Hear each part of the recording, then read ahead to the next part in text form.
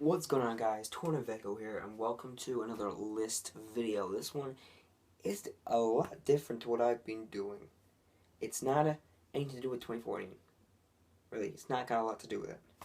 This is my top 10 games of my entire life. Look, I feel like you guys know me, sort of know my top few games, what's going to be near the top and everything, but you don't know what's actually going to be on this list. I hope I surprised some of you guys with some of these things. I surprised myself. I surprised a few people who thought they actually did know me, like Brandon. I surprised him with this list. But I want you guys to leave your lists in the comments down below. I want to see your guys' top 10 games of your entire life. I want to see if this can challenge you. Which games are you going to leave off? I'm actually going to give some honorable mentions now. My honorable mentions are Smite almost made the list. Skyrim almost made the list. Halo 2. Far Cry 3 and Far Cry 4 and Borderlands 2 almost made the list. Just got edged out by these last few games. I've got reasons behind every single one of these games. Now I'm going to start off here with number 10. Number 10 is going to go to Call of Duty World at War. And in my opinion, before Advanced Warfare came out, it was the last decent Call of Duty. I really loved Call of Duty World at War. It was fun. It still is. I love playing the campaign on that. That's just awesome. Because I love World War II, and it's taking place during World War II. I love it. I especially love playing at the Russians fighting the Germans, rather than the Americans fighting the Japanese. I prefer being the Russian people. But it's amazing. I really do love it. So before Advanced Warfare, that was the last good Call of Duty, and that was, what, 6 years ago? Fucking hell, man, that's Jesus Christ. Call of Duty really have to get their shit together. Oh well. But yeah, so World at War is at number 10, is snuck up on the list. Number 9 is going to go to BioWare's Mass Effect 3, the last in the Shepard trilogy. Oh, god damn it. This game though.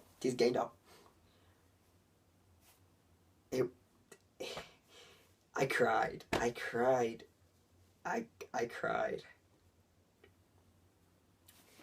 The extended ending made me cry. Because through leading up to Mass Effect 1, leading up to Mass Effect 2, and to that extended ending, or even when Tali, if you romance Tali, spoiler, if you romance Tali through the 3 games, and then you side with the Geth over her people, she commits suicide. I cried. I cried when I did that. And I reloaded the game. I wanted her to be alive. And at the ending, when Shepard died, and they were trying to say bye to him by putting his name up on the wall of memorial, and they couldn't do it. They couldn't let him go. But I cried. It was just, oh my god, Mass Effect 3 is just so good. It was such a great game. The first ending really let down, but BioWare came back and listened to their fans and were like, hey, they don't like this. Let's give them what they deserve. Let's give them what they want. Let's give them the ending they deserve and they want. They paid over £100 each to play through this Mass Effect series. Let's give them what they deserve. Number 8 goes to Telltale, The Walking Dead Season 1. Again, I cried. I love this game. I don't have a fault with it, except it reached its max of what it could get to.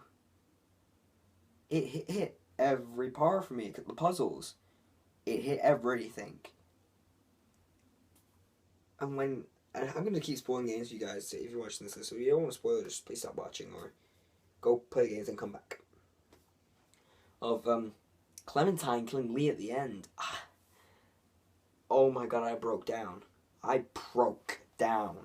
I'm not really an emotional person like that. Like, I don't cry a lot. And 2 games in a row there, I've cried. I broke down. Like, I fell off my chair and I was crying on the floor. It was that emotional. I got so attached to these characters. And if you don't, I don't get what's wrong with you. That's the enjoyment of games. Getting attached to people. Getting attached to things and your characters. Walking Dead Season 1. It got Game of the Year it came out. I think it was 2012. Yeah, 2012 it came out. Got Game of the Year. Thoroughly deserved it. Number 7. We're going back to BioWare here. With Mass Effect 2. Yeah, it beat Mass Effect 3. Surprisingly. Right? Mass Effect 2... This thing Mass Effect 3 just didn't. Mass Effect 2, you could lose your party members. They could die. Mass Effect 3, yeah, they commit suicide here and there. But you didn't feel threatened about losing them. Really that much.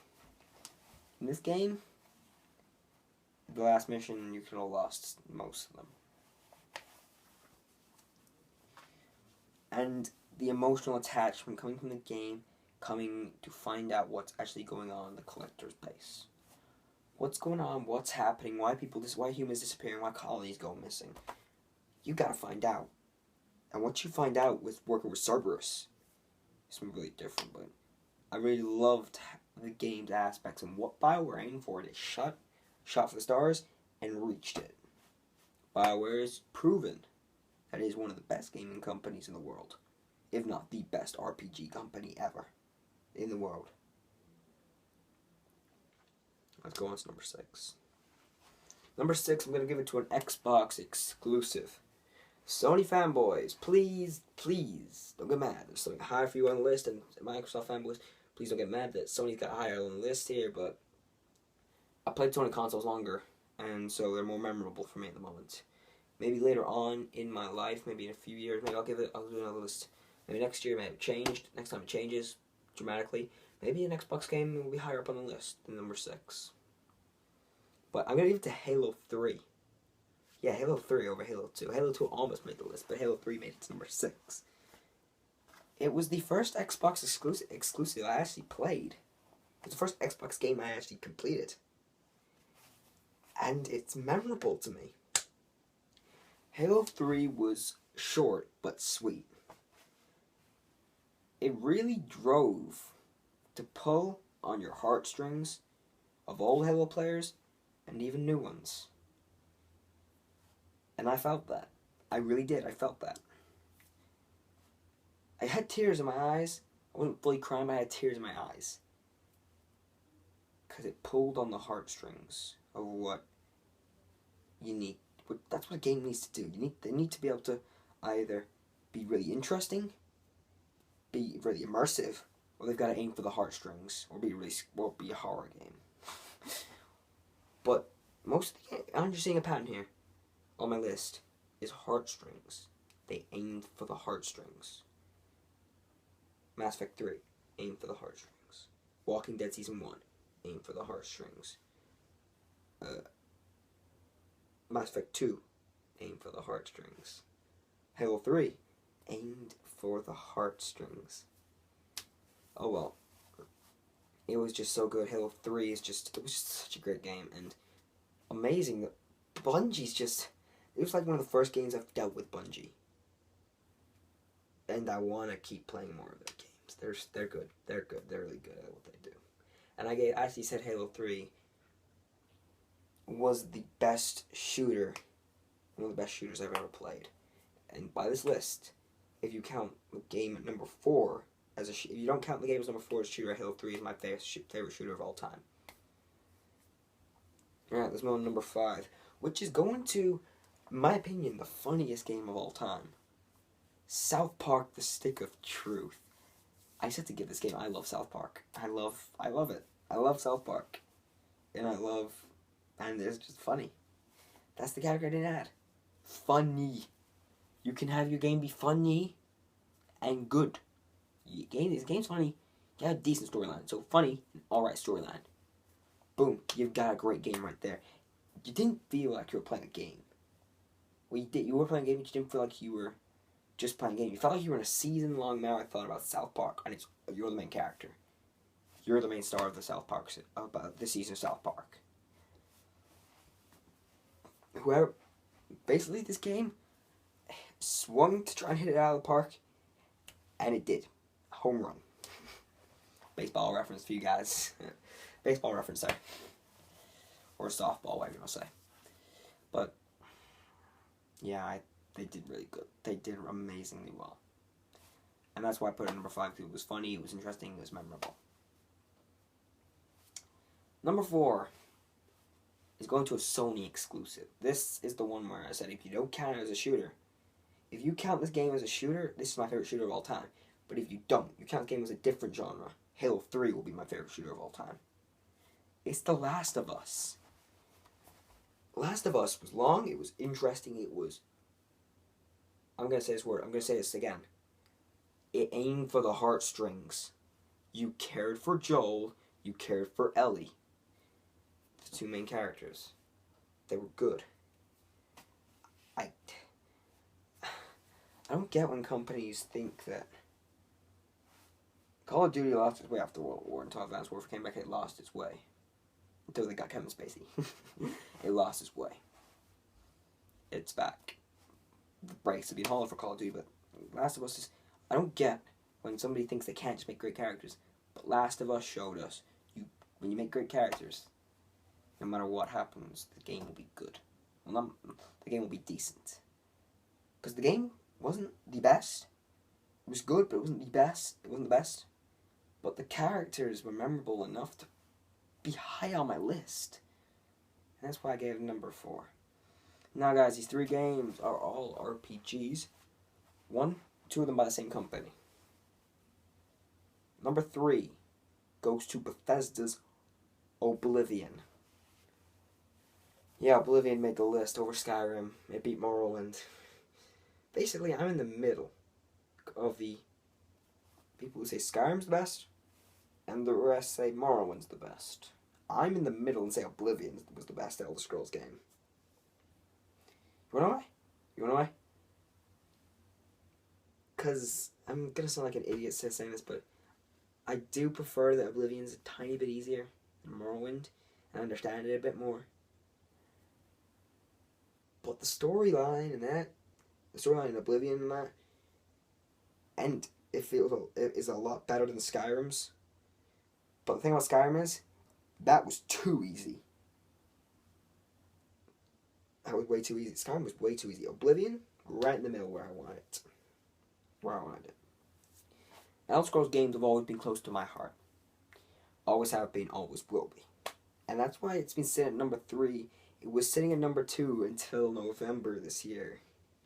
Yes, guys, if some of you guys who know me, you will know which game knocked it down to number 3. But what position did that game get? Hold on, let's find out. Number 2, guys. Number 2. What got number 2? If you know me, you know what 2 games are going to be up here. Number 2 is the Dragon Age Origins. This game was number 1.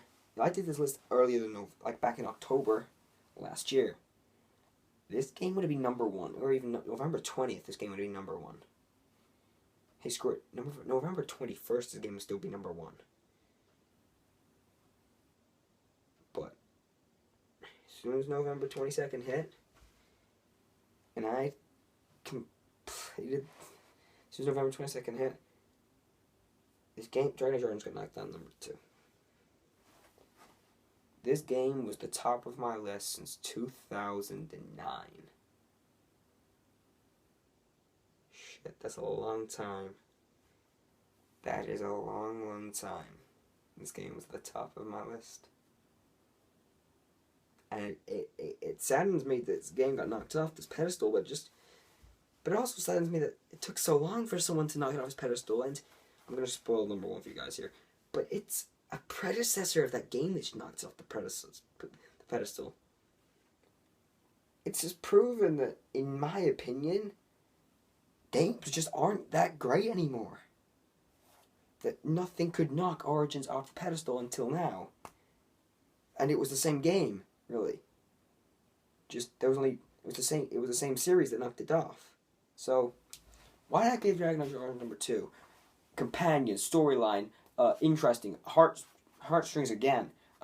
Main battle, the combat system, how you feel you're awesome. Your character was yours.